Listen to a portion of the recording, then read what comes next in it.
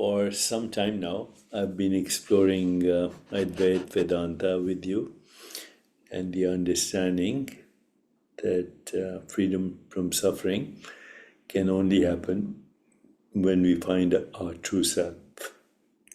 Freedom from suffering can only happen when we find our true self. That all our problems arise from the idea that we are a person.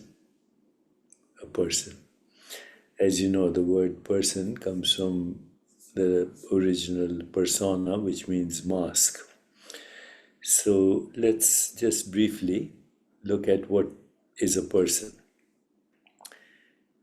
That which we perceive as a person is merely an intermittent experience of sensations, images, feelings, and thoughts. These experiences are transient and time-bound, arising from a non-local awareness that continuously transforms into dynamic activity. This awareness is the timeless and unchanging self, while everything else, including the concept of a physical body, the conceptual body, or mind, is ephemeral and akin to a passing dream.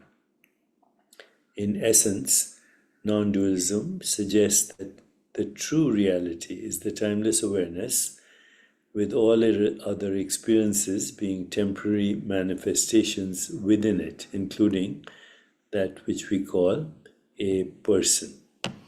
So when we understand this, then we go a little deeper to understand the meaning of what we call the self.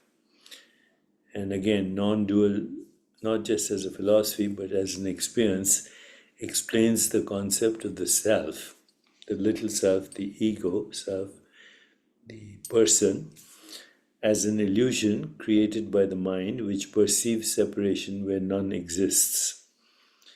This understanding posits that the true self, the true I am, is not the body or mind, but a timeless non-local awareness that experiences itself as everything. This awareness is indivisible and inseparable and interconnected with all existing, transcending the dualistic perception of a separate self. This individual identity that we call a person is a temporary construct, a changing modulation of consciousness, a combination of sensations, images, feelings, and thoughts, while the underlying reality is a unified consciousness that accompanies or encompasses, I would say, all experiences. So if you were to summarize all these principles, they would be: 1. Non-dualism emphasizes that all perceived separations, such as self and other, mind and body, are illusory. It teaches that everything is interconnected and arises from a single unified reality. Non-dual awareness is the recognition that the observer and the observed and the mode of observation are not separate but a single unified process.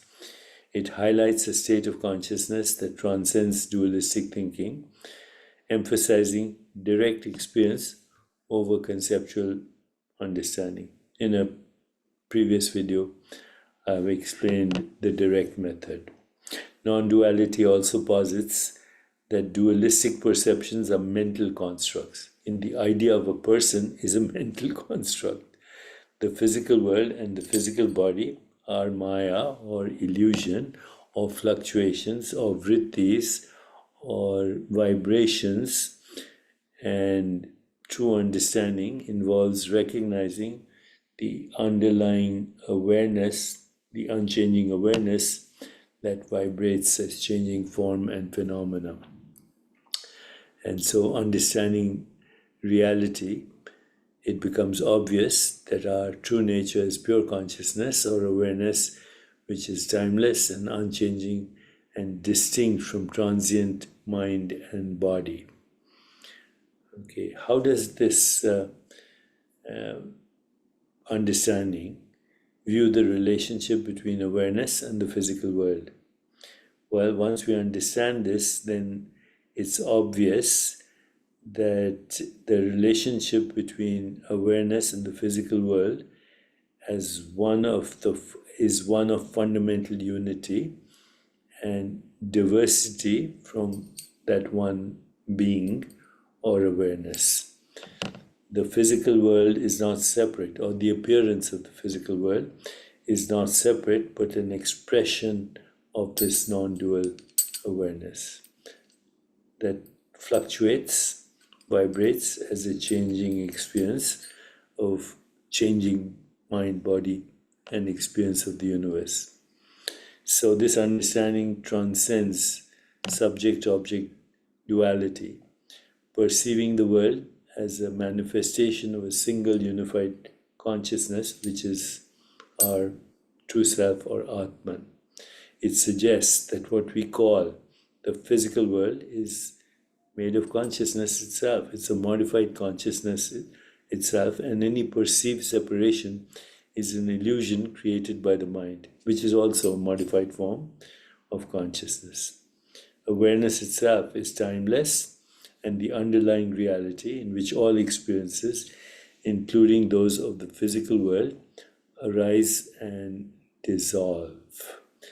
Okay, so when we practice inquiry, self-reflection, mindfulness, look at the interrelationship of all things, then we start to identify more with the space in which experiences occur rather than the experiences themselves. And we can maintain equanimity and a broader perspective on life's challenges.